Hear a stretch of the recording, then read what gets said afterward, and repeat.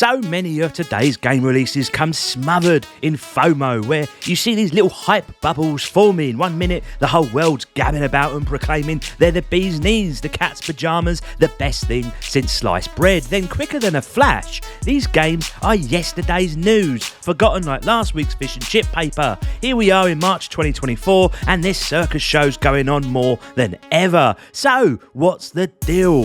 Why is it happening? And what does it mean for the gaming industry? Pull up a chair, grab a cuppa, and let's have a mass debate about these gaming bubbles.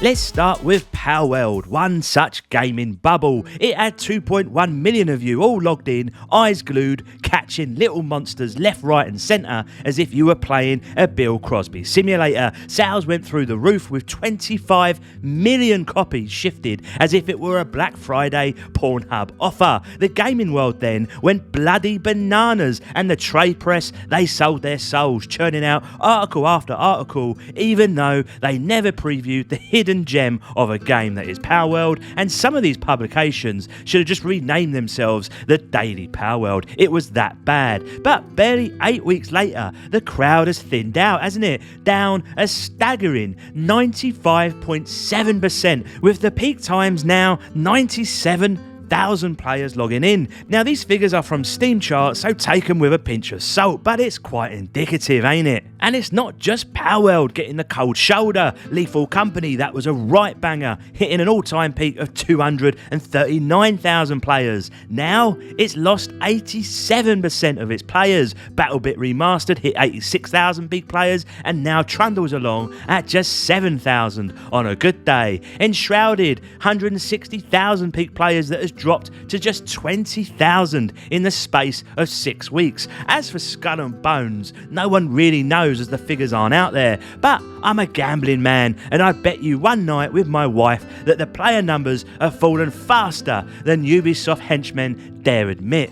But Reggie, you might say, this happens with all games, don't it? And you would have a point, my pedigree chums. Games get old, players move on, but what we're seeing now, this ain't the slow fade, the gentle goodbye. It's flash in the pan gaming, explosive growth, followed by a nosedive, leaving many a live service game looking like a ghost town. But let's not get all doom and gloom. There's still gold to be found. Helldivers 2, for example, a peak of 450,000 Steam players, and still half of you lovely lot are playing it. So there's a pattern here, a clue to the mystery of why these gaming bubbles have us all in a flutter 1 minute and searching for the next big thing the next. Often it's these live service games that promise the moon but leave us feeling a bit shortchanged are arguably the biggest offenders here. But when done right, such as Helldivers 2, they show us what's possible, giving us a glimmer of hope in a sea of mediocrity. So where does that leave us? It's a bit of a pickle, innit? You see, on one hand, the explosion of choice, the democratisation of gaming,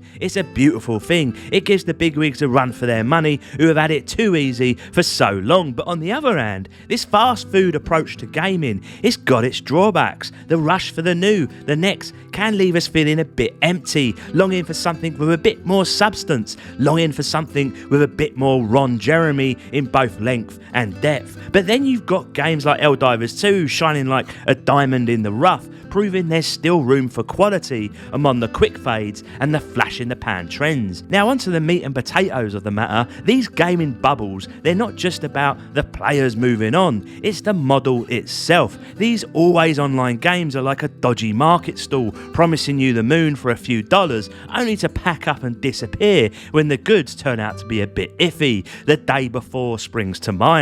And let's natter about price, shall we? Palworld out the gate was $30, Lethal Company at a tenner, BattleBit Remastered at $15. It's the lower risk, the chance to dive in without breaking the bank, that's swelling these player numbers. And with prices creeping up across the board, it's no wonder we're seeing this pattern of boom and bust where there is such a disconnect in pricing. Price then is a big part of the merry-go-round. Games like Palworld, Lethal Company, BattleBit Remastered, they don't ask for much up front, and therefore it's an easy gamble on our part, which helps fuel these massive interest spikes. But then as the Viagra wears off, so does the performance, and it's leaving these live service worlds as ghost towns where once there were bustling metropolises of gamers. Look no further than New World to see a universe that promised so much that is now, in essence, dead. What about the way we play though? The way we choose our next game? This right here is fueling those gaming bubbles more than ever. Streaming services, digital downloads, subscriptions. It's like walking into a pub with an endless supply of pints. Sounds great, but if your first sip is off, you're likely to try a different tap rather than giving it another go. This fickleness, this abundance of choice is part of why these gaming bubbles form and burst with the regularity of a clock. AAA game releases on Steam vary from 150 to 200 per year.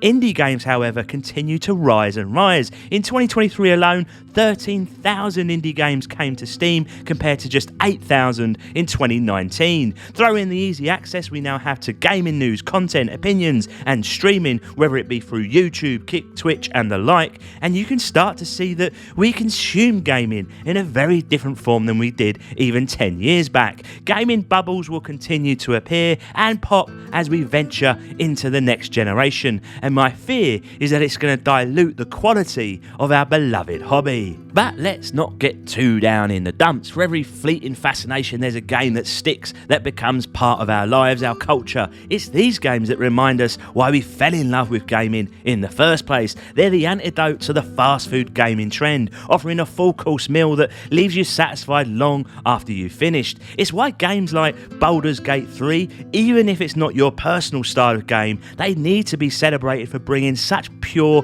gaming joy at a reasonable price. So what's the takeaway from our little chat? It's a mixed bag really. On the one hand, this phenomenon of gaming bubbles, it's a sign of the times, a reflection of our ever shortening attention spans and the ever growing buffet of options. But on the other hand, it's a testament to the vibrant, ever changing landscape of gaming. It's proof that there's always something new on the horizon, always a new world to explore, a new adventure to embark on. And maybe, just maybe, that's not such a bad thing, because for every bubble that bursts, there's a chance for something new to take its place, something that might just be the next big thing. And in the world of constant change, of endless possibilities, that is actually a pretty exciting prospect. Until next time, my lovelies, have a good day. Reggie out.